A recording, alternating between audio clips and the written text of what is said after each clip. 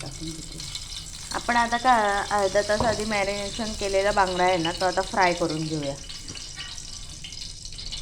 त्यासाठी आपण काय घेतले? तिखट घेतले, रवा घेतले, तांदळाचं पीठ घेतले.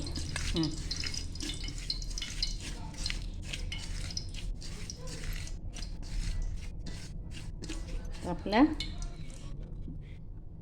बांगडा फ्राय.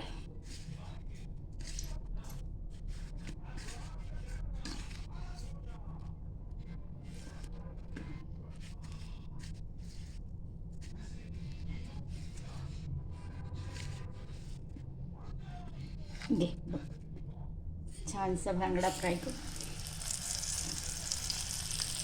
असं आपण दुसऱ्याला पण लावून घे. 2 राहतील याच्यात, सगळे नाही राहणार. 2च आधी करून घेऊया. काय ग? 2 करून घेऊया.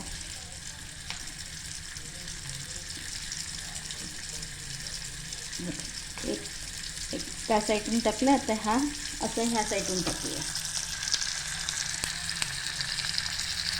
होऊन द्या. ह्याला साधारण किती वेळ लागेल? 10 मिनिटं किती लागणार? कारण ते एकदम बारीक गॅस केलं आणि तेव्हाच ठेवलं.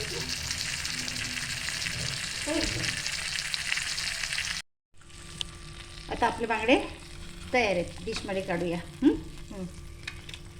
ते मोठे मोठे असल्यामुळे ते